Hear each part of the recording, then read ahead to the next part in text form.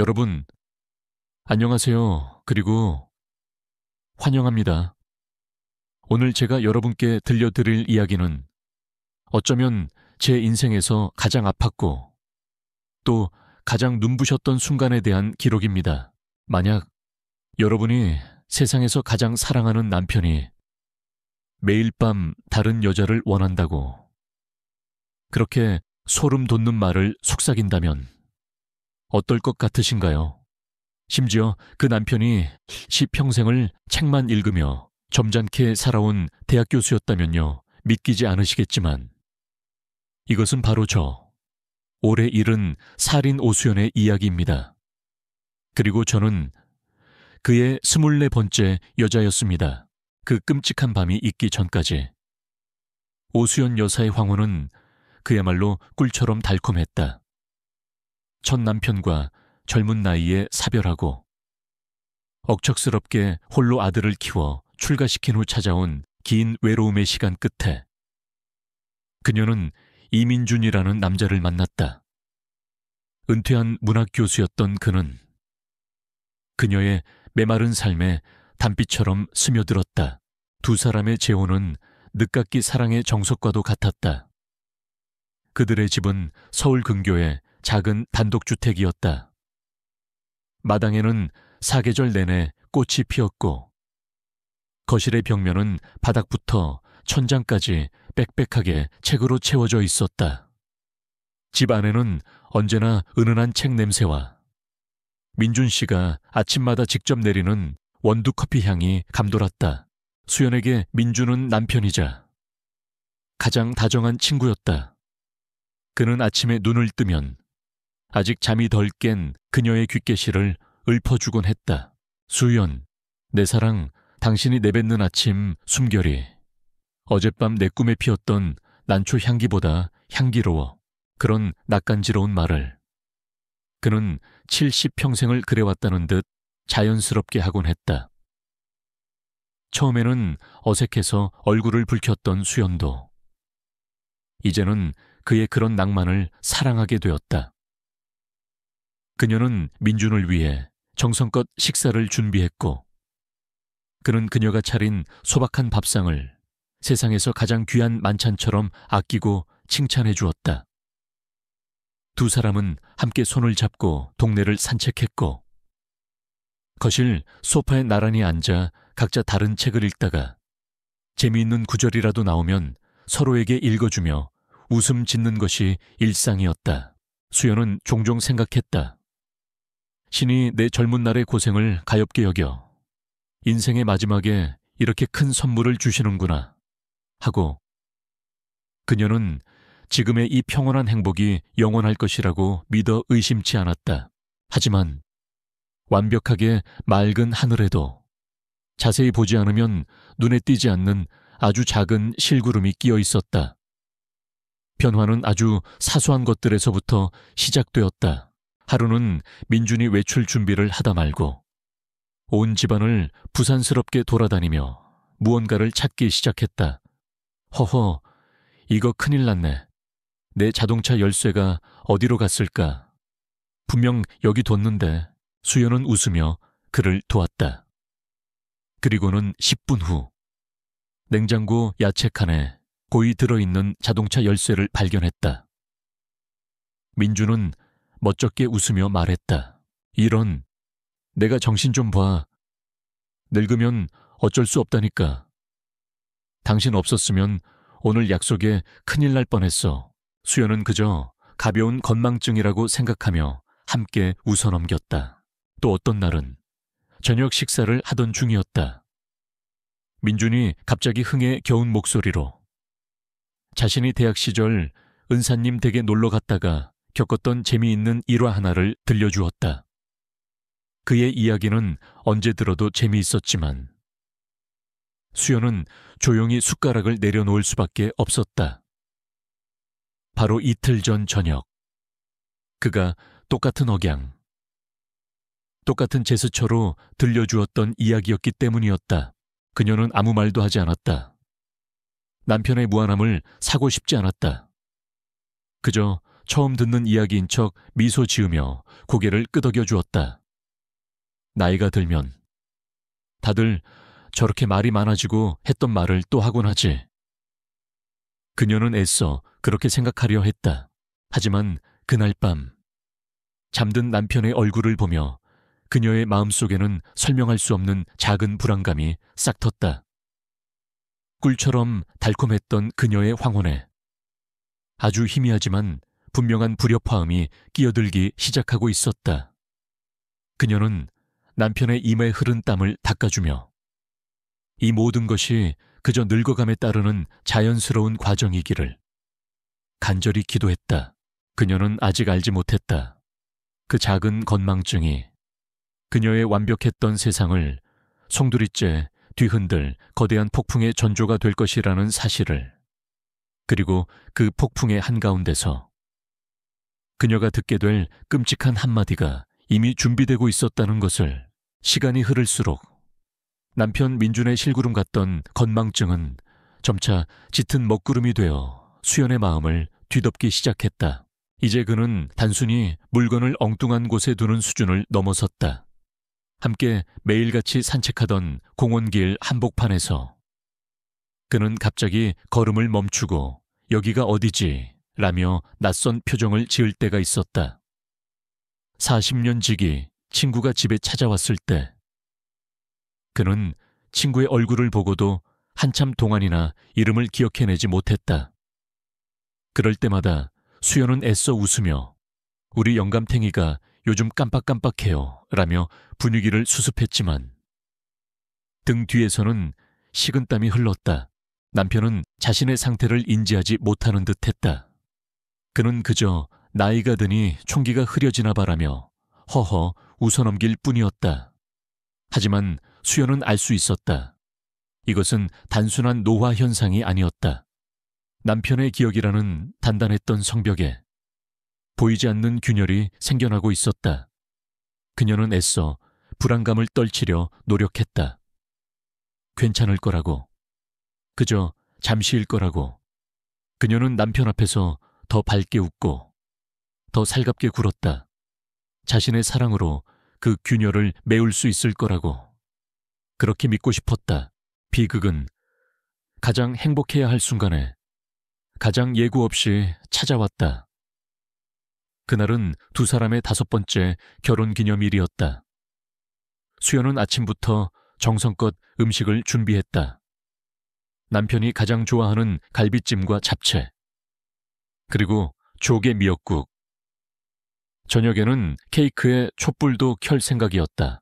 저녁 식사를 마치고 수연은 거실 벽장에서 앨범 하나를 꺼내왔다. 바로 두 사람의 결혼 사진이 담긴 앨범이었다.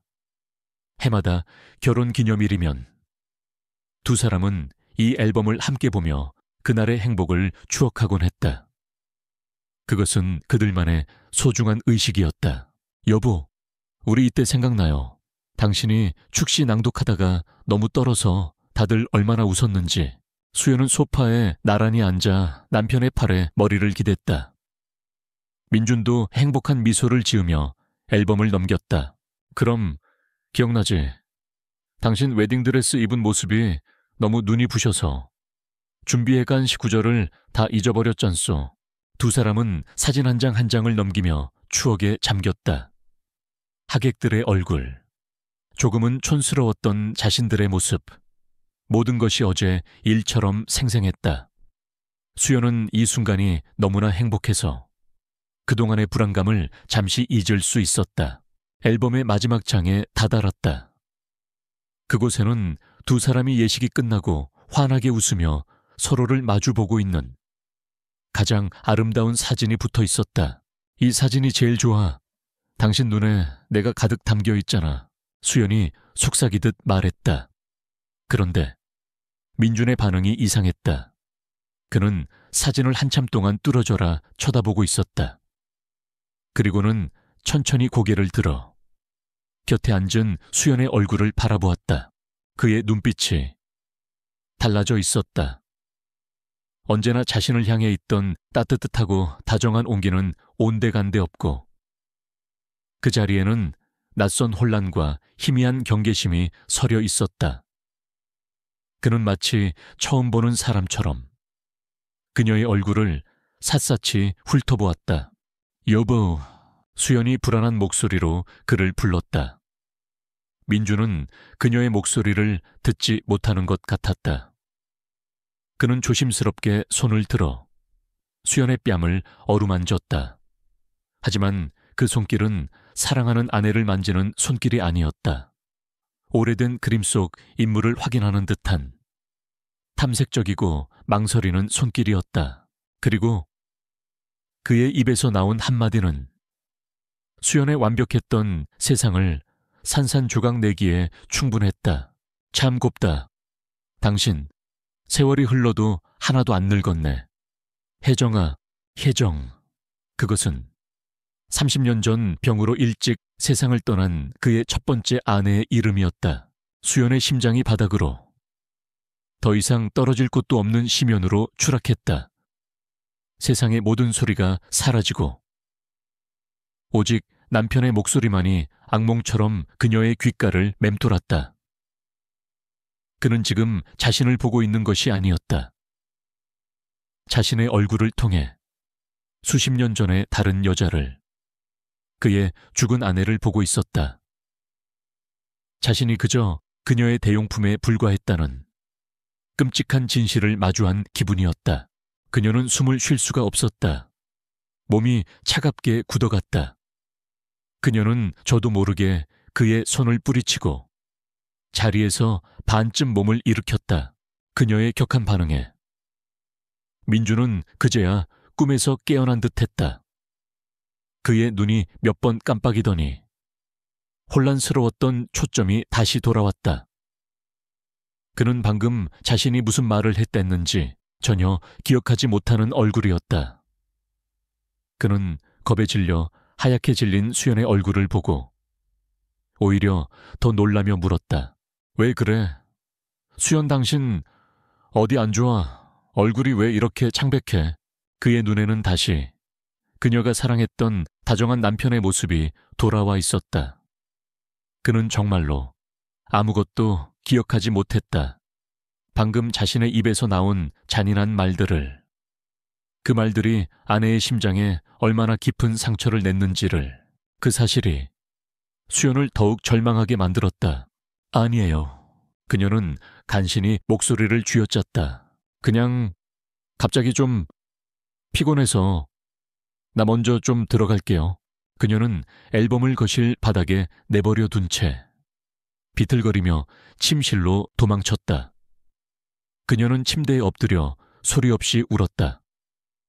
남편은 걱정스러운 얼굴로 몇 번이나 방문을 두드렸지만 그녀는 대답할 수 없었다. 그날 밤 수연은 잠든 남편의 곁에 누워 밤을 새웠다. 그의 고른 숨소리를 들으며 그녀는 지독한 공포와 외로움에 몸을 떨었다. 자신이 사랑하는 이 남자는 이제 온전한 그의 모습이 아니었다. 그는 언제든 예고 없이 다른 사람이 되어버릴 수 있었다. 그녀가 5년 동안 쌓아 올렸다고 믿었던 사랑과 신뢰의 성에 오늘 밤 잔인하고 선명한 첫 번째 균열이 생겨나고 있었다. 결혼기념일의 그날 밤 이후 수연의 집에는 보이지 않는 금이 가기 시작했다.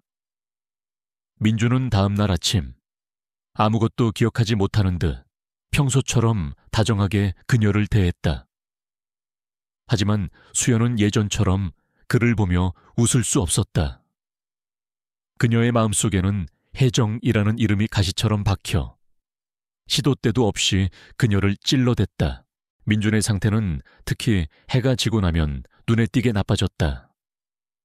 낮 동안에는 그저 조금 깜빡거리는 정도의 젠틀한 노신사였지만 저녁이 되면 그는 종종 불안해하거나 초조해했다. 거실을 의미 없이 서성거리거나 방금 했던 질문을 몇 분 간격으로 되풀이했다. 의학 용어로는 선망 혹은 일몰증후군이라고 부르는 치매의 대표적인 증상이었지만 당시 수연은 그 사실을 알지 못했다. 그녀에게 남편의 밤은 그저 이해할 수 없는 공포의 시간일 뿐이었다. 그녀는 어둠이 내리는 것을 두려워하기 시작했다. 한때는 하루의 피로를 녹여주던 평온한 저녁 시간이 이제는 언제 터질지 모르는 시한폭탄을 안고 있는 것처럼 위태롭게 느껴졌다. 그리고 운명의 그날 밤, 기어이 시한폭탄은 터지고 말았다. 그날은 유난히 비가 많이 내리는 밤이었다. 창문을 때리는 것엔 빗줄기와 간헐적으로 터져나오는 천둥소리가 집안의 공기를 무겁게 짓눌렀다. 수연은 잠든 남편의 곁에 누워 있었지만 잠을 이룰 수 없었다. 그의 숨소리가 평소보다 거칠게 느껴졌기 때문이었다. 그때였다. 곁에 누워있던 민준이 갑자기 끙 하는 신음소리를 내며 몸을 뒤척이기 시작했다. 악몽을 꾸는 듯 그의 얼굴이 고통스럽게 일그러졌다. 수연이 걱정되어 그의 어깨를 흔들려는 순간 그가 갑자기 눈을 번쩍 떴다. 하샥! 그는 비명을 지르며 침대에서 벌떡 몸을 일으켰다. 완전히 공포에 질린 얼굴이었다. 수연이 놀라 그의 팔을 잡았다. 여보, 왜 그래요? 악몽 꿨어요. 괜찮아요. 나예요. 수연, 그녀는 그를 안심시키려 했다. 하지만 남편은 그녀의 손길을 마치 불에 댄 듯 거칠게 뿌리쳤다. 그리고는 어둠 속에서 그녀를 노려보았다. 그의 눈에는 아내를 바라보는 사랑이 아닌 정체불명의 침입자를 향한 극도의 공포와 적개심이 서려 있었다. 당신, 누구야? 그의 목소리는 공포로 떨리고 있었다. 내 집에 왜 당신 같은 여자가 있어? 당장 나가. 내 아내는 어디 있어? 수연은 그 자리에 얼어붙었다. 내 아내는 어디 있어라니. 그렇다면 지금 그의 눈에 비친 자신은 대체 누구란 말인가? 그녀는 차마 아무 말도 하지 못하고 떨리는 손으로 다시 한번 그에게 다가가려 했다. 여보, 정신 좀 차려봐요. 나 수연이라니까. 오지마. 민주는 비명을 지르며 침대 헤드 쪽으로 몸을 바짝 붙였다. 그는 겁에 질린 짐승처럼 그녀를 경계하며 마침내 그녀의 남은 삶을 송두리째 파괴해버릴 그 끔찍한 한마디를 내뱉었다. 저리가 내 몸에 손대지 마. 매일 밤, 그래, 매일 밤 여자가 바뀌어야 한단 말이야. 매일 밤 여자가 바뀌어야 한다. 그 말이 거대한 망치가 되어 수연의 머리를 내리치는 것 같았다. 귀가 웅궁거리고 눈앞이 아찔해졌다. 이게 대체 무슨 소리인가? 그녀가 알고 있던 평생 책만 읽고 살아온 점잖고 낭만적인 남편의 입에서 나온 말이라고는 도저히 믿을 수가 없었다. 그의 말은 단 하나의 끔찍한 진실을 가리키고 있었다. 이 남자는 변태적인 성격을 가진 괴물이었다. 여자를 하룻밤 상대로만 여기고 매일 밤 다른 여자를 품어야만 직성이 풀리는 추악한 비밀을 숨기고 살아온 것이다. 그렇다면 자신은 자신과의 지난 5년은 대체 무엇이었나 자신 역시 그가 거쳐간 수많은 여자들 중 하나에 불과했던 것인가. 저는 그의 24번째 여자였습니다. 그녀의 머릿속을 스쳐 지나갔던 불길한 문장이 이제야 비로소 현실이 되어 심장을 찔렀다. 그녀는 24번째, 혹은 그보다 더 많은 숫자 중 하나일 뿐이었다. 그녀의 사랑, 그녀의 헌신, 그녀의 마지막 행복이라고 믿었던 모든 것이 한순간에 더러운 거짓과 기만으로 전락해버렸다. 그녀는 더 이상 그를 남편으로 볼 수 없었다. 그는 그저 낯선 남자, 아니, 공포스러운 괴물이었다. 수연은 아무 말 없이 조용히 침대에서 일어났다. 민주는 여전히 겁에 질린 채 알아들을 수 없는 말을 중얼거리고 있었다. 그녀는 그를 돌아보지 않았다.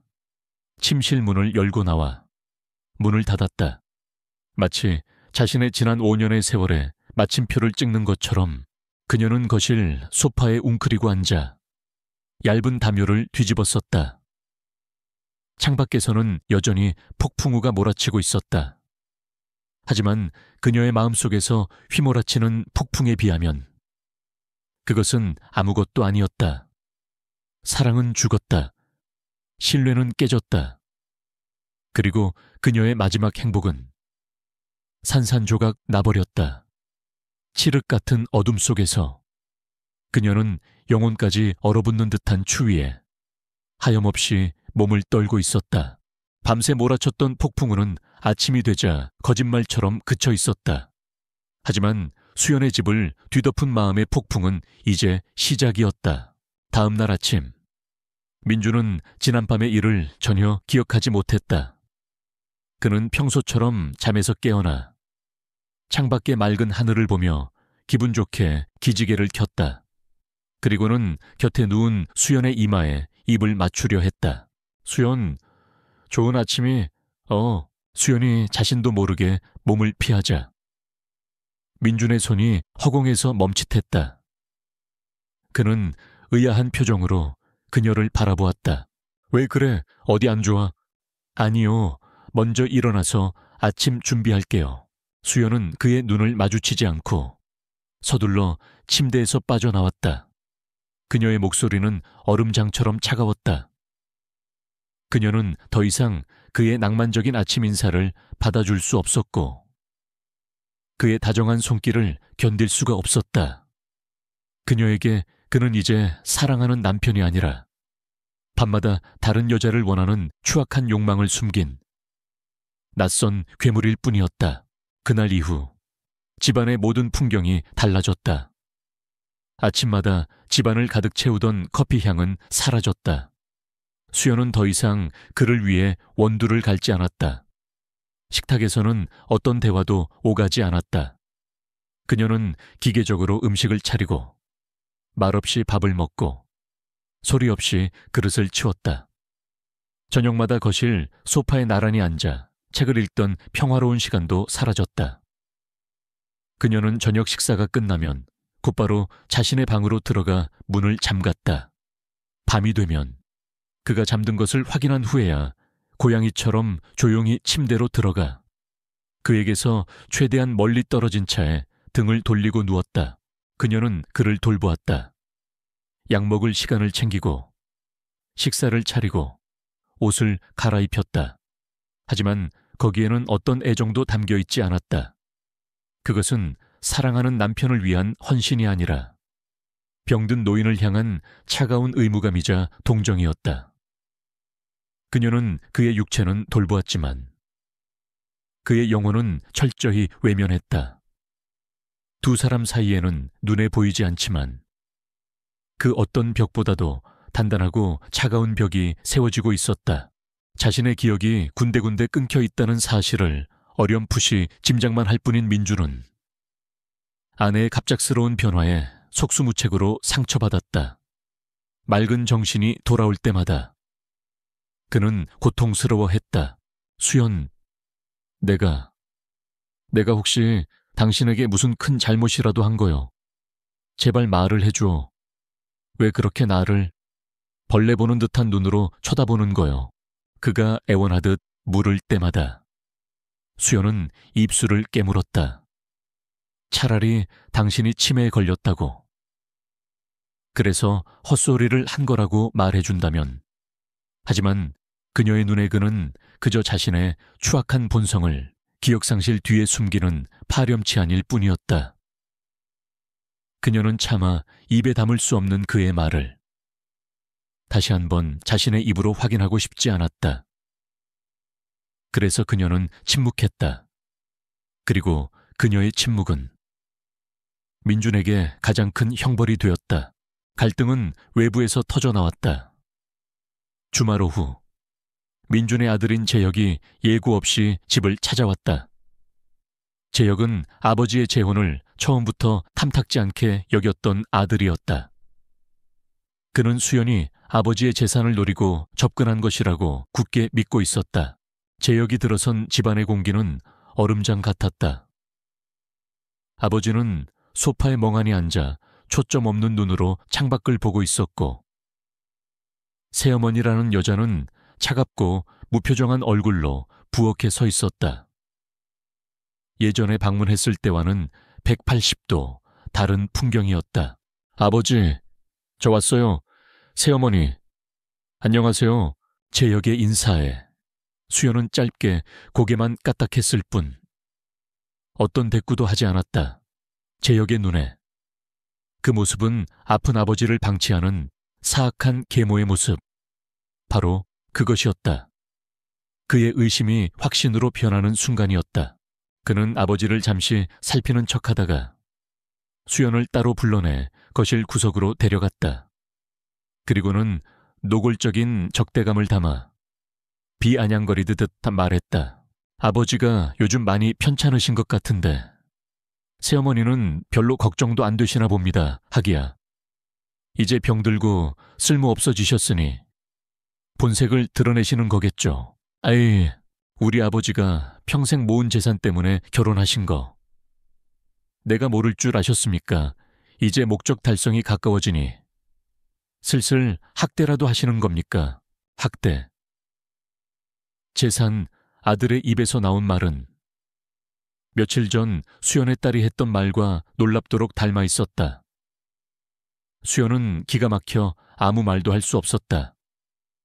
이 상황을 어떻게 설명해야 하는가? 당신의 존경하는 아버지가 사실은 밤마다 다른 여자를 찾는 변태라고 그렇게 말해야 하는가? 그녀가 아무 말도 하지 못하고 입술만 파르르 떨고 있자 제역은 그것을 긍정의 의미로 받아들였다. 제가 두 눈 시퍼렇게 뜨고 지켜볼 겁니다. 아버지한테 무슨 일이라도 생기면 제가 절대로 가만히 있지 않을 테니 그렇게 아십시오. 제역은 경멸이 가득 담긴 눈으로 그녀를 쏘아보고는 아버지를 데리고 밖으로 나가버렸다. 혼자 남겨진 수연은 그 자리에 주저앉았다.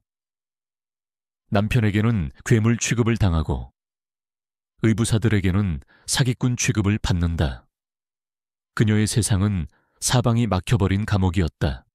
지난 5년간의 행복이 거짓말처럼 아득하게 느껴졌다. 그녀는 이제 어떻게 해야 할까? 이 지옥 같은 집에서 그녀는 무엇을 위해 버텨야 하는가? 끝 모를 절망이 그녀를 집어삼키고 있었다. 수연은 더 이상 견딜 수 없었다. 남편의 밤은 점점 더 예측할 수 없는 혼란 속으로 빠져들었고 의부사들 제역은 일주일에 두세 번씩 찾아와 그녀를 감시하듯 지켜보았다. 그녀는 이 집에서 죄수이자 간수 없는 감옥에 갇힌 포로였다. 이대로 가다가는 정말 미쳐버릴 것만 같았다. 그녀는 알아야만 했다. 진실이 무엇이든 더 이상 이 끔찍한 불확실성 속에서 살 수는 없었다. 남편이 정말 괴물이라면 차라리 그 증거를 찾아내 이 지옥을 끝내고 싶었다. 매일 밤 바뀌어야 한다는 그의 다른 여자들의 흔적을 그녀는 자신의 눈으로 직접 확인해야만 했다. 결심을 굳힌 것은 민준이 아들 제역과 함께 병원에 정기검진을 받으러 간 어느 오후였다.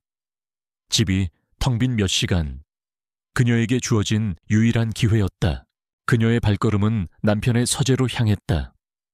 결혼 후 5년 동안 남편의 허락 없이는 단 한 번도 함부로 들어간 적 없는 그의 성역과도 같은 곳이었다. 문을 열자 오랫동안 환기되지 않은 퀴퀴한 먼지 냄새와 낡은 책 냄새가 훅 끼쳐왔다. 남편이 더 이상 책을 읽을 수 없게 된 후 이 방의 시간 역시 멈춰버린 듯 했다. 수연은 마른 침을 삼키며 방 안으로 들어섰다. 심장이 세차게 뛰었다. 판도라의 상자를 여는 기분이었다. 그녀는 책상 서랍부터 뒤지기 시작했다. 낡은 만년필, 빛바랜 편지지들, 교수 시절의 낡은 서류 뭉치들. 하지만 그녀가 찾는 비밀의 흔적은 어디에도 없었다. 책장 뒤, 액자 뒤, 어디를 뒤져도 마찬가지였다. 내가 잘못 생각한 걸까? 잠시 그런 생각이 들었지만 그녀는 고개를 저었다. 그날 밤 자신을 보며 비명을 지르던 남편의 공포에 질린 눈빛이 너무나도 생생했다. 그때 그녀의 시선이 서재 구석에 놓인 낡은 나무 괴짝에 닿았다. 먼지가 두껍게 쌓여있는 아주 오래되어 보이는 괴짝이었다. 그녀는 직감했다. 저 안에 무언가 있다는 것을. 괴짝은 자물쇠로 잠겨 있었다. 그녀는 온 집안을 뒤져 서랍 구석에서 잠자고 있던 작은 열쇠, 꾸러미를 찾아냈다. 몇 번의 시도 끝에 철컥 하는 소리와 함께 낡은 자물쇠가 마침내 열렸다. 떨리는 손으로 괴짝의 뚜껑을 열었다. 그리고 그 안을 들여다본 수연은 숨을 멈췄다. 괴짝 안에는 그녀가 예상했던 다른 여자들의 연애 편지나 음탕한 사진 같은 것은 없었다. 대신 수십 권의 낡은 사진 앨범과 가죽 커버로 된 일기장들이 차곡차곡 쌓여 있었다. 그녀는 맨 위에 있는 앨범을 꺼내 펼쳤다. 흑백 사진 속에는 앳되고 청순한 미소를 띤 한 젊은 여인이 있었다. 첫 장부터 마지막 장까지 앨범은 온통 그 여자의 사진으로 가득했다. 민준의 첫 아내 혜정이었다. 다음 앨범도, 그 다음 앨범도 마찬가지였다.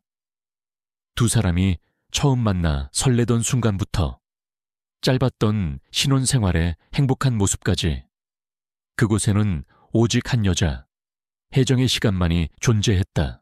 일기장을 펼쳤다. 그것은 민준의 일기장이었다. 젊은 시절 그의 힘찬 필체가 오직 한 사람을 향한 절절한 사랑의 시들로 가득 차 있었다. 그녀의 미소에 대해, 그녀의 목소리에 대해, 그녀와 함께 꾸었던 미래에 대해. 그것은 수십 명의 여자를 탐하는 바람둥이의 기록이 아니었다. 오직 한 사람만을 미치도록 사랑했던 한 남자의 순해 보였다. 수연은 혼란스러웠다. 그렇다면 매일 밤 바뀌는 여자는 대체 무엇이란 말인가? 자신은 이토록 깊었던 사랑의 빈자리를 채우기 위한 대용품에 불과했던 것인가? 의문은 풀리지 않고 더 깊은 미궁 속으로 빠져들고 있었다. 그녀는 마지막으로 가장 최근의 것으로 보이는 작은 일기장을 집어들었다. 앞의 일기장들과는 달리 최근 몇 년간의 기록인 듯했다. 그녀가 장을 넘기는 순간 일기장 사이에서 곱게 접힌 종이 한 장이 바닥으로 툭 떨어졌다. 대학병원의 로고가 찍힌 공식적인 서류였다. 그것은 신경과에서 발행한 검사 결과 통보서였다. 날짜는 불과 몇 달 전이었다. 수연은 떨리는 눈으로 서류의 내용을 읽어 내려갔다. 어려운 의학 용어들이 가득했지만 그녀의 눈에는 선명하게 박히는 몇 개의 단어가 있었다. 퇴행성 뇌질환, 기억력 및 인지기능 저하, 그리고 마지막 진단명 알츠하이머형 치매 초기 소견. 알츠하이머, 그 단어를 보는 순간 수연의 머릿속에서 그동안 풀리지 않았던 모든 퍼즐 조각들이 끔찍한 비명소리와 함께 한꺼번에 맞춰지기 시작했다. 깜빡거리던 건망증, 익숙한 길을 잃어버렸던 그날, 친구의 이름을 기억하지 못했던 순간, 결혼기념일 밤, 자신을 보며 혜정의 이름을 불렀던 공허한 눈빛, 그리고 매일 밤 여자가 바뀌어야 한다. 그것은 변태적인 욕망의 고백이 아니었다. 그것은 자신의 기억이 부서져 내리는 공포 속에서 사랑하는 아내의 얼굴마저 알아보지 못하게 된 한 남자가 내지르는 절망적인 비명이었다. 그의 머릿속에서 과거의 아내 혜정과 현재의 아내 수연의 기억이 뒤죽박죽이 되어 매일 밤 자신을 낯선 여자로, 침입자로 인식하게 만들었던 것이다. 자신은 24번째 여자가 아니었다. 자신은 그의 부서진 기억 속에서 매 순간 새롭게 인식되는 셀 수 없이 많은 첫 번째 여자였던 것이다. 수연은 그 자리에 주저앉아 소리 없이 오열했다. 남편에 대한 배신감과 혐오감은 눈 녹듯 사라지고 그 자리에는 심장을 도려내는 듯한 아픔과 그를 오해했던 자신에 대한 지독한 죄책감만이 남았다. 그는 괴물이 아니었다. 그는 아픈 사람이었다. 이 끔찍한 병을 혼자 끌어안고 자신에게 짐이 되지 않기 위해 마지막까지 괜찮은 척 웃어 보였던 세상에서 가장 가여운 남자였다. 먼지 쌓인 서재 바닥에 앉아 수연은 남편의 지나간 사랑의 기록과 현재의 아픈 진실에 둘러싸인 채 한참 동안이나 울고 또 울었다. 서재 바닥에 얼마나 오래 앉아 있었는지 몰랐다. 창밖으로 들어오던 오후의 햇살이 어느새 붉은 저녁 노을로 바뀌어 있었다. 수연은 눈물로 얼룩진 검사 결과 통보서와 남편의 낡은 일기장들을 품에 안은 채 망견자실 앉아 있었다. 혐오와 배신감은 흔적도 없이 사라졌다. 그 자리를 채운 것은 가슴을 쥐어뜯는 듯한 죄책감과 후회, 그리고 남편에 대한 사무치는 연민이었다. 그는 자신을 기만한 것이 아니었다. 그는 싸우고 있었던 것이다. 자신의 기억을 좀먹어 들어오는 정체 모를 괴물과 홀로 외로운 싸움을 벌이고 있었다. 자신에게 짐이 되지 않기 위해 마지막 남은 자존심으로 자신의 병을 숨기려 했던 것이다. 그런 그를 자신은 얼마나 잔인하게 대했던가. 그의 고통스러운 비명을 추악한 욕망의 속삭임으로 오해했다. 그의 아픈 영혼을 보듬어 주기는커녕 차가운 벽을 쌓고 벌레 보듯 경멸했다. 지난 몇 주간 자신이 남편에게 저지른 모든 행동들이 날카로운 칼이 되어 역으로 자신의 심장을 찌르는 것 같았다. 현관문 열리는 소리가 들렸다. 아들 재혁과 함께 병원에 갔던 남편이 돌아온 것이었다. 수연은 황급히 눈물을 닦고 서재의 물건들을 제자리에 돌려놓은 뒤 괴짝의 문을 닫았다. 아직은 이 모든 것을 아는 척할 수 없었다. 그녀에게는 시간이, 그리고 마음의 준비가 필요했다. 거실로 나갔을 때 그녀가 본 것은 충격적인 광경이었다. 아들 재혁이 쇠약해진 아버지를 거의 부축하다시피 데리고 들어오고 있었다. 민준의 얼굴은 핏기 하나 없이 창백했고 걸음걸이는 금방이라도 쓰러질 듯 위태로워 보였다. 아버지, 왜 이러세요? 수연이 놀라 달려가자 재혁이 경멸과 원망이 뒤섞인 눈으로 그녀를 쏘아보았다. 이제 와서 걱정하는 척이라도 하시는 겁니까? 아버지가 오늘 병원에서 쓰러지셨습니다. 의사 말이 극심한 스트레스와 영양실조랍니다. 도대체 집에서 뭘 어떻게 하셨길래 아버지를 이 지경으로 만드신 겁니까? 아들의 비난이 예전 같았으면 가슴에 박혔겠지만 지금의 수연에게는 아무런 상처도 되지 못했다. 그녀의 온 신경은 오직 남편에게로만 향해 있었다. 남편이 쓰러진 것은 바로 자신 때문이었다. 자신의 차가운 냉대와 무관심이 그를 벼랑 끝으로 내몬 것이다. 수연은 아무 변명도 하지 않았다. 그녀는 재혁의 팔을 밀치고 남편의 반대편 팔을 자신의 어깨에 둘렀다. 그리고는 평생 내본 적 없는 단호한 목소리로 아들에게 말했다. 비켜라. 내 남편은 내가 부축한다.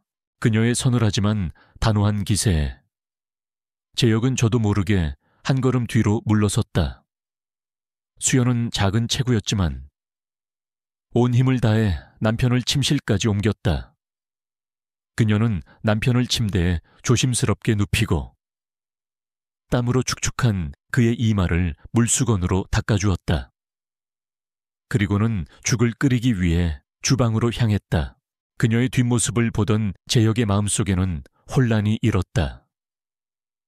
조금 전까지 아버지를 학대하는 악녀처럼 보였던 새어머니의 눈빛에서 그는 언뜻 깊은 슬픔과 절박한 사랑을 보았다. 그날 밤 수연은 뜬 눈으로 남편의 곁을 지켰다. 잠든 그의 얼굴은 너무나도 평온했지만 그 평온함이 오히려 그녀의 가슴을 더 아프게 했다. 그녀는 그의 마른 손을 잡고 소리 없이 눈물을 흘렸다. 미안해요. 여보, 정말 미안해요. 아무것도 몰라서. 당신이 혼자 얼마나 무섭고 외로웠을까. 내가 당신 곁에 있었는데 내가 당신을 더 아프게 했군요. 그녀는 더 이상 도망치지 않기로, 더 이상 그를 오해하지 않기로 맹세했다. 이제부터는 자신이 그의 부서진 기억에 성벽이 되어주어야 했다. 그가 길을 잃을 때마다 그의 손을 잡아주는 등대가 되어주어야 했다. 다음 날 아침, 민준이 눈을 떴을 때 그의 눈앞에는 밤새 뜬 눈으로 자신을 간호한 듯 조금은 수척해진 아내의 얼굴이 있었다. 그런데 그녀의 눈빛이 지난 몇 주간과는 완전히 달라져 있었다. 차가운 얼음장 같던 눈빛은 사라지고 그 자리에는 예전보다 훨씬 더 깊고 애틋한 사랑이 담겨 있었다.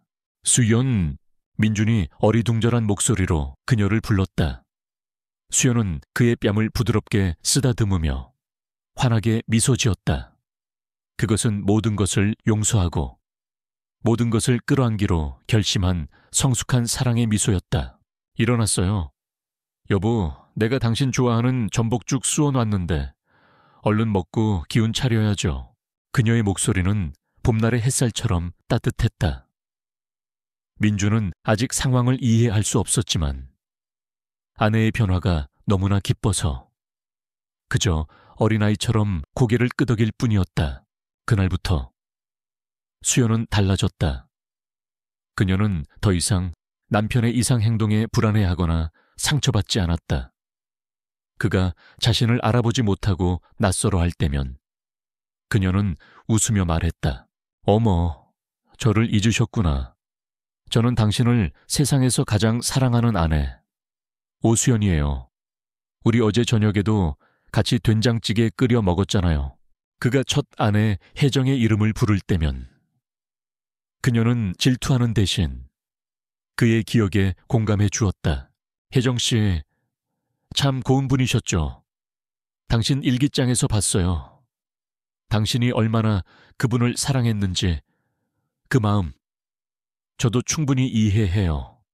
하지만 지금 당신 곁에 있는 사람은 바로 나예요. 나도 당신 많이 사랑해요. 그녀의 노력은 기적처럼 조금씩 빛을 발하기 시작했다. 물론 그의 병이 나아진 것은 아니었다. 하지만 그의 불안 증세는 눈에 띄게 줄어들었고 혼란스러워하는 시간보다 평온을 유지하는 시간이 점점 더 길어졌다. 그는 아내의 변함없는 사랑과 헌신 속에서 알 수 없는 공포로부터 벗어나 안정감을 되찾아가고 있었다. 수연은 깨달았다. 남편의 병은 의술로 고칠 수 있는 것이 아니었다. 그것은 오직 사랑으로, 이해와 인내로 함께 짊어지고 가야 할 십자가였다. 그녀는 기꺼이 그 십자가를 함께 지기로 했다. 그녀의 끔찍했던 밤은 끝났다. 그리고 이제 그녀는 남편의 끝나지 않는 밤 속으로 그의 손을 잡고 함께 걸어 들어갈 준비를 하고 있었다. 남편의 병을 알게 된 다음 날부터 수연의 진짜 싸움이 시작되었다. 그녀의 전쟁터는 더 이상 남편의 알 수 없는 말이나 의부사들의 날 선 비난이 아니었다. 그녀의 적은 알츠하이머라는 이름에 보이지 않고 잡을 수 없으며 현재까지는 결코 이길 수 없는 거대한 괴물이었다. 그녀는 무작정 동네 도서관으로 향했다. 그리고는 치매, 알츠하이머와 관련된 책을 모조리 빌려왔다. 그녀는 밤을 새워가며 책을 읽었다. 뇌세포가 파괴되어 기억과 언어, 판단력이 서서히 사라져가는 과정, 사랑하는 사람을 알아보지 못하게 되는 고통, 불안감과 망상, 그리고 해가 지면 증상이 심해지는 일몰증후군까지 책을 읽으면 읽을수록 가슴이 미어졌지만 한편으로는 안도감이 들었다. 지난 몇 달간 그녀를 공포에 떨게 했던 남편의 모든 이상 행동들이 이제야 비로소 이해되기 시작했기 때문이었다. 그는 괴물이 아니었다. 그는 그저 길을 잃은 것이었다. 자신의 기억 속에서, 어제와 오늘 사이에서, 그리고 사랑하는 사람들 사이에서 이제 그녀가 무엇을 해야 할지 분명해졌다. 그녀는 더 이상 남편의 과거를 찾아 헤매지 않을 터였다. 대신 그녀는 남편의 부서진 기억 속으로 들어가 그가 길을 잃지 않도록 손을 잡아주는 등대이자 안내자가 되어주기로 결심했다. 그녀는 남편을 찾기 시작했다. 병의 장막 뒤에 숨어있는 그녀가 사랑했던 진짜 이민준을 그녀는 기억 치료라는 것을 시작했다. 의학적인 치료가 아닌 그녀만의 사랑이 담긴 치료법이었다. 첫 번째는 음악이었다. 그녀는 남편의 서재에서 그가 젊은 시절 첫 아내 혜정 씨와 함께 들었다는 낡은 클래식 LP판들을 꺼내왔다. 그리고는 저녁 시간마다 거실의 낡은 턴테이블에 그 LP판을 올렸다. 슈베르트의 세레나데, 쇼팽의 녹턴 먼지 쌓인 스피커를 통해 흘러나오는 선율은 신기하게도 남편의 불안을 잠재우는 힘이 있었다. 초조하게 거실을 서성거리던 그는 음악이 흘러나오면 소파에 조용히 앉아 눈을 감았다. 때로는 희미하게 입가에 미소를 띠거나 아주 희미하게 콧노래를 따라 부르기도 했다. 그럴 때면 수연은 잠시나마 과거의 그 낭만적인 문학 교수가 돌아온 것 같아 남몰래 눈물을 훔치곤 했다. 두 번째는 사진이었다. 그녀는 더 이상 혜정의 사진을 질투하지 않았다. 오히려 집안 곳곳에 그녀의 사진을 자신의 사진과 나란히 놓아두었다. 거실장 위에는 혜정과 함께 찍은 남편의 젊은 시절 사진과 자신과 함께 찍은 지금의 사진을 함께 두었다. 남편이 혼란스러워하며 당신은 누구냐고 물을 때면 그녀는 그 사진 앞으로 그를 데려갔다. 보세요. 여보, 이 예쁜 분은 당신의 눈부셨던 첫사랑 혜정 씨예요. 당신이 정말 많이 사랑했던, 그리고 저는 당신의 마지막 사랑이자 지금 당신 곁을 지키고 있는 아내 오수연이에요. 우리 둘 다 당신이 사랑한 여자들이랍니다. 그녀는 그의 부서진 기억의 조각들을 억지로 맞추려 하지 않았다. 대신 그 조각들을 있는 그대로 인정하고 현재의 자신과 자연스럽게 연결해 주려 노력했다. 물론 매일이 희망적이었던 것은 아니었다. 어떤 날은 좋은 날이었다. 그런 날이면 민주는 잠시 병이 떠나간 사람처럼 온전한 정신으로 돌아왔다. 그는 수연의 손을 잡고 내가 요즘 많이 이상하지? 당신한테 못할 짓도 하고 미안하오. 정말 미안하오라며 눈물을 글썽겼다. 그런 날이면 수연은 그를 품에 안고 함께 울었다. 그 짧은 순간의 교감은 그녀가 앞으로의 힘든 날들을 버텨낼 수 있는 힘이 되어주었다. 하지만 어떤 날은 나쁜 날이었다.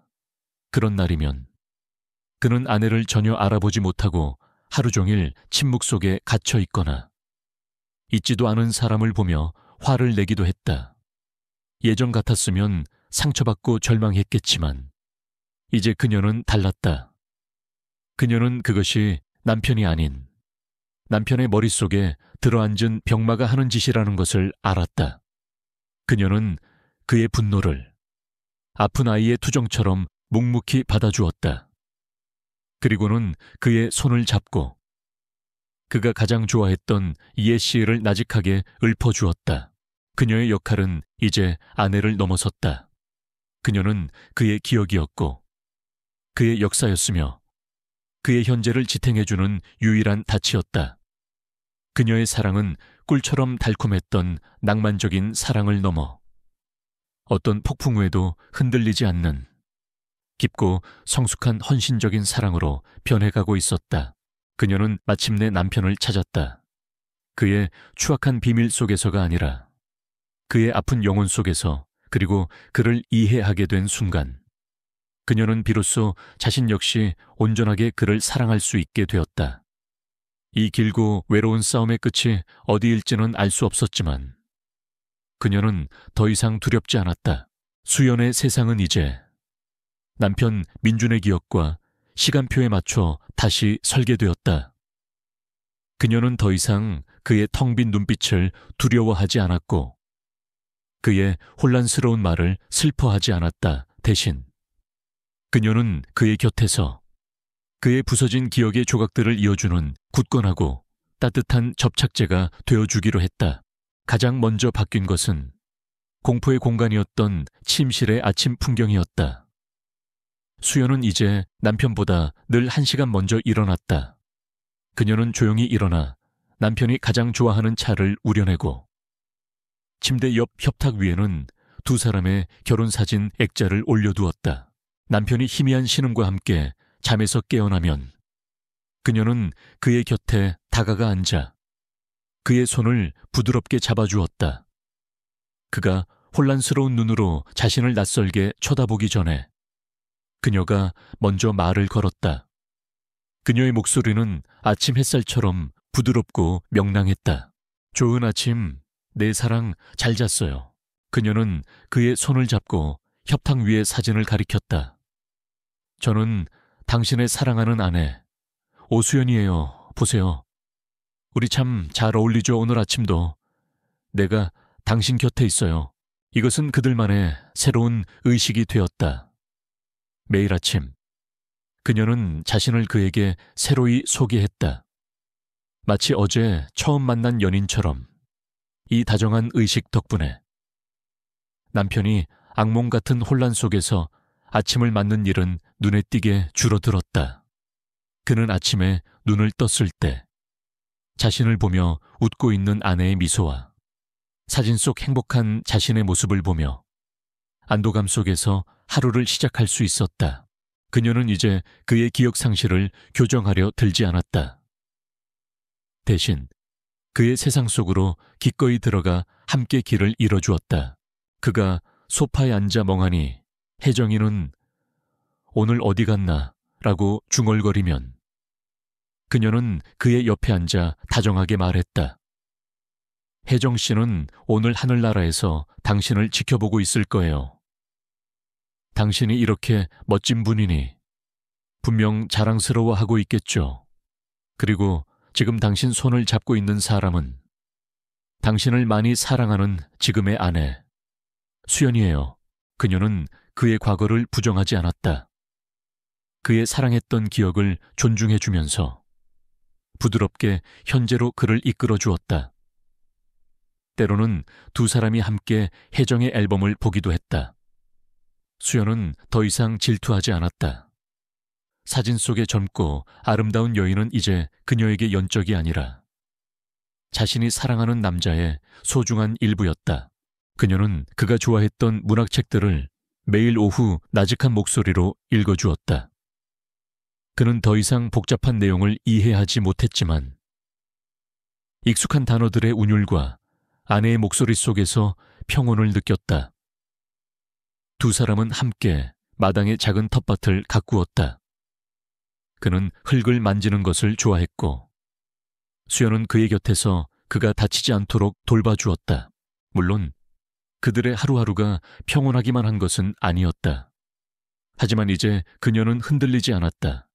그녀의 사랑은 그의 병마보다 더 강하고 단단해져 있었다. 그러던 어느 날 오후였다. 그날따라 민준의 정신은 유난히 맑았다.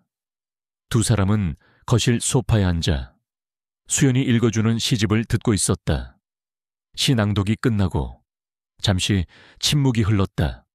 민준이 갑자기 곁에 앉은 수연의 손을 꽉 잡았다. 수연이 놀라 그를 보자 그의 눈에 눈물이 가득 고여 있었다. 수연, 그의 목소리가 애처롭게 떨리고 있었다. 내가 당신을 자꾸 잊어버려서 정말 미안하오.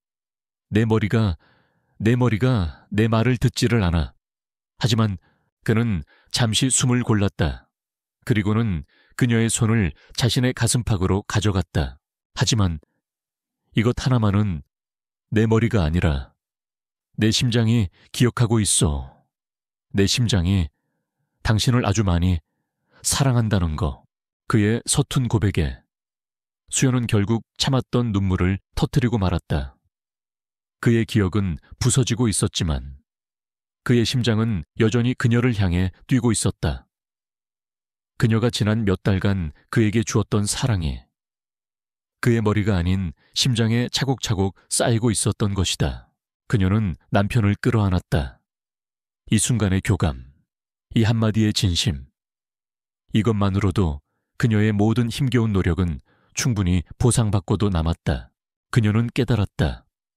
사랑이란 함께 행복한 기억을 쌓아가는 것만이 아니라는 것을, 진정한 사랑이란 상대방의 가장 아프고 부서진 모습까지도 끌어안고 그의 무너진 세상 속으로 기꺼이 함께 들어가 주는 것임을.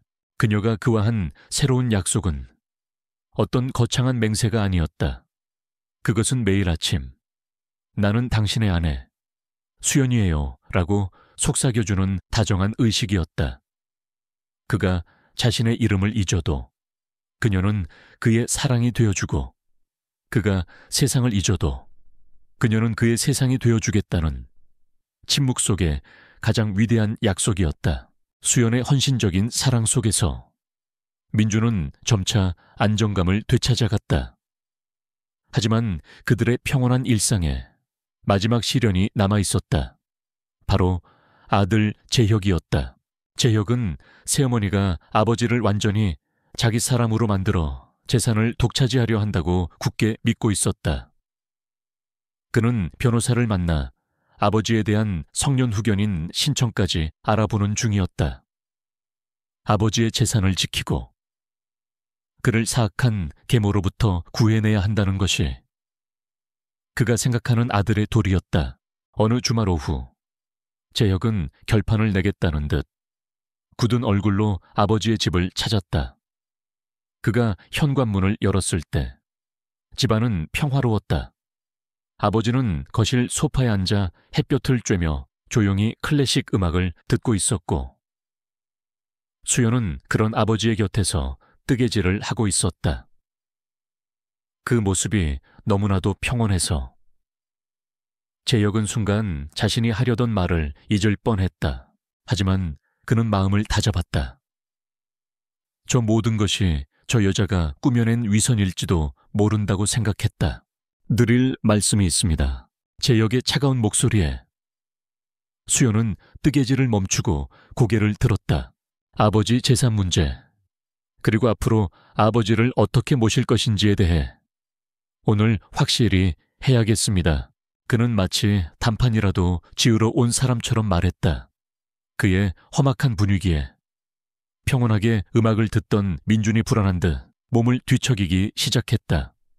수연은 먼저 남편에게 다가가 그의 어깨를 부드럽게 감싸 안았다. 여보, 괜찮아요. 우리 아들이 그냥 아버지가 보고 싶어서 왔대요. 아무 일 아니에요. 그녀는 남편을 안심시킨 뒤 재혁을 향해 돌아섰다. 그녀의 눈빛은 슬펐지만 더 이상 약하지 않았다.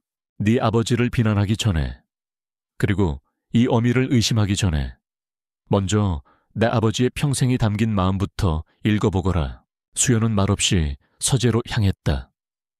그리고는 먼지 쌓인 나무 괴짝에서 민준의 낡은 일기장들과 얼마 전 발견했던 병원 진단서를 가지고 나왔다. 그녀는 그것들을 재혁 앞의 테이블 위에 조용히 내려놓았다. 재혁은 의심스러운 눈으로 서류 뭉치를 내려다보았다. 그는 가장 위에 있는 대학병원의 로고가 찍힌 서류를 먼저 집어들었다. 알츠하이머형, 치매, 그 단어를 보는 순간 제혁의 표정이 딱딱하게 굳었다. 그는 믿을 수 없다는 듯 황급히 아버지의 낡은 일기장을 펼쳐들었다. 일기장에는 그가 전혀 알지 못했던 아버지의 진짜 모습이 담겨 있었다. 젊은 시절 자신의 친어머니였던 혜정을 얼마나 뜨겁게 사랑했는지, 그녀를 잃고 얼마나 깊은 슬픔 속에서 살았는지, 그리고 긴 외로움 끝에 수연이라는 사람을 만나 얼마나 큰 위로와 행복을 얻었는지, 아버지의 섬세하고 아름다운 문장들이 그의 지난 세월을 말해주고 있었다. 그리고 재앙의 시작 일기장의 마지막 부분으로 갈수록 아버지의 명료했던 필체는 눈에 띄게 흔들리고 있었다. 단어들이 틀리고 문장이 뒤죽박죽이 되었다. 거기에는 자신의 기억이 서서히 사라져가는 것을 깨달은 한 인간의 처절한 공포와 그 사실을 새 아내에게 차마 말하지 못하는 미안함과 고뇌가 피를 토하듯 기록되어 있었다. 수연의 얼굴이 오늘은 낯설다.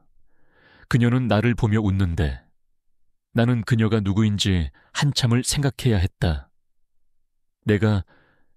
내가 괴물이 되어가는 것 같다. 이 사실을 알면 그녀가 얼마나 상처받을까. 나는 그녀를 불행하게 만들고 싶지 않다.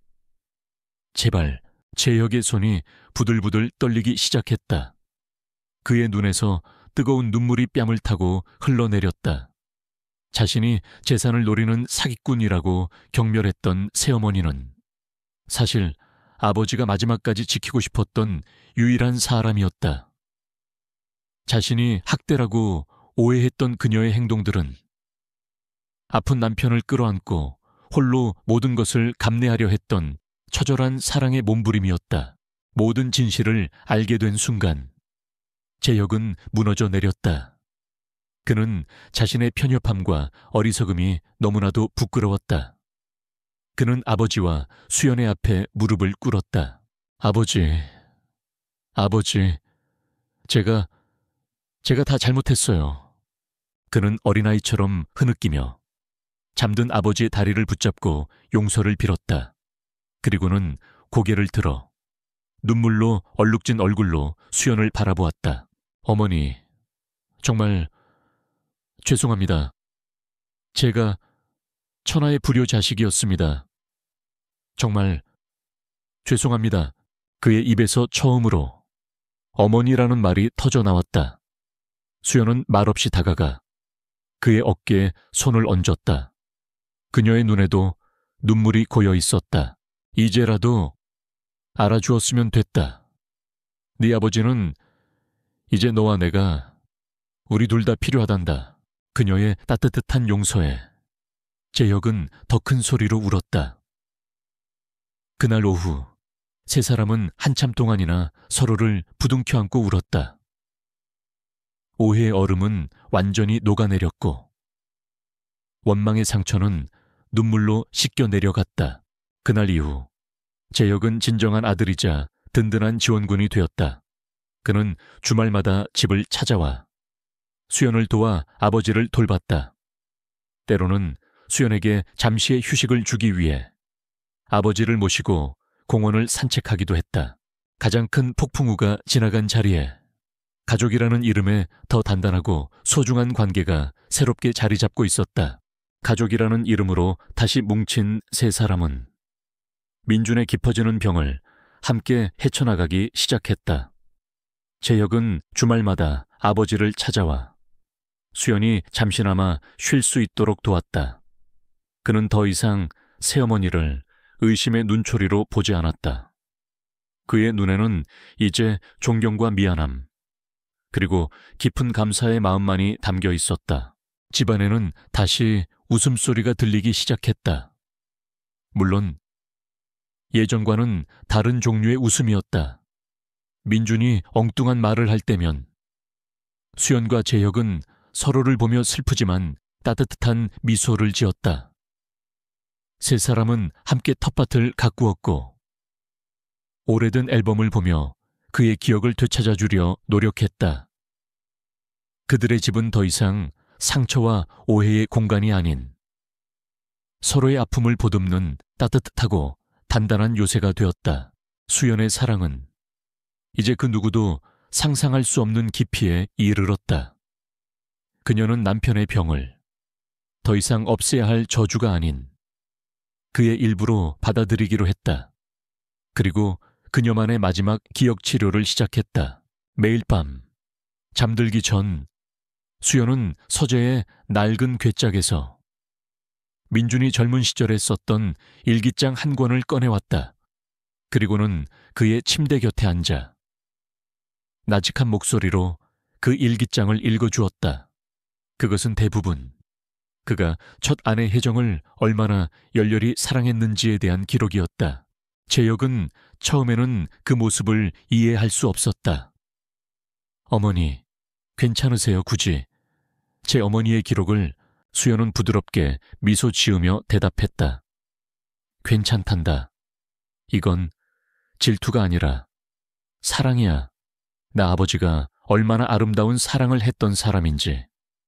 나는 매일 밤 확인하고 싶어. 그리고 네 아버지가 자신의 가장 빛나던 순간을 잊지 않도록 내가 대신 기억해주고 싶은 거란다. 그녀는 남편의 과거까지도 자신의 사랑 안으로 끌어안은 것이었다. 민주는 아내의 목소리를 통해 흘러나오는 자신의 젊은 날의 기록을 들으며 아이처럼 평온한 표정으로 잠이 들곤 했다. 그의 부서진 기억은 아내의 목소리를 통해 아름다운 자장가로 재탄생했다. 그러던 어느 늦은 가을밤이었다. 그날도 수연은 그의 곁에서 일기장을 읽어주고 있었다. 혜정에게 바치는 아름다운 사랑의 시 구절이었다. 잠든 줄 알았던 민준이 갑자기 희미하게 눈을 떴다. 그의 눈은 아주 잠시 예전처럼 총명하게 빛나고 있었다. 그는 아내의 손을 가만히 잡았다. 수연, 당신이었구려. 내 시의 마지막 구절은 그 말을 끝으로 그는 다시 깊은 잠에 빠져들었다. 하지만 수연은 그 한마디에 세상 모든 것을 얻은 듯한 기분이었다. 그는 기억을 잃어가고 있었지만 그의 영혼은 알고 있었다. 자신의 길고 길었던 사랑의 시를 완성해줄 마지막 사람이 바로 자신이라는 것을 수연은 조용히 일기장을 덮고 잠든 남편의 얼굴을 내려다보았다. 저는 그의 24번째 여자였습니다. 한때 그녀를 절망에 빠뜨렸던 그 문장이 다시 머릿속을 스쳐 지나갔다. 하지만 이제 그 문장은 더 이상 그녀를 아프게 하지 않았다. 그녀는 깨달았다. 자신은 그가 거쳐간 수많은 여자들 중 하나가 아니었다. 남편의 머릿속에서 매일 밤 바뀌던 여자들. 그것은 젊은 시절의 혜정이었고 중년의 혜정이었으며 어느 날은 처음 만난 낯선 여자이기도 했다. 그리고 그 마지막에 늘 그 자리를 지키고 서 있는 사람이 바로 자신이었다. 그녀는 그의 24번째 여자도 그저 마지막 여자도 아니었다. 그녀는 그의 흩어진 모든 시간, 그의 아팠던 모든 사랑을 자신의 품으로 끌어안는 그의 영원한 첫 번째이자 진정한 마지막 여자였다. 수연은 남편의 이마에 조용히 입을 맞췄다. 방 안의 스탠드 불을 끄자 창밖으로 별이 가득한 밤하늘이 보였다. 그녀는 남편의 곁에 조용히 누워 그의 고른 숨소리를 들었다. 그녀의 마음은 그 어느 때보다도 깊고 충만한 평화로 가득 차 있었다. 오늘 저의 이야기 어떠셨나요? 사랑한다는 것은 어쩌면 함께 아름다운 기억을 쌓아가는 것만이 아닐지도 모릅니다. 때로는 사랑하는 사람의 사라져가는 기억의 조각들까지도 내 가슴에 대신 품어주고 그의 마지막 길을 함께 걸어주는 것, 그것이 바로 사랑의 가장 위대한 모습이 아닐까 생각해 봅니다. 여러분 곁에는 지금 어떤 소중한 사람이 함께하고 있나요?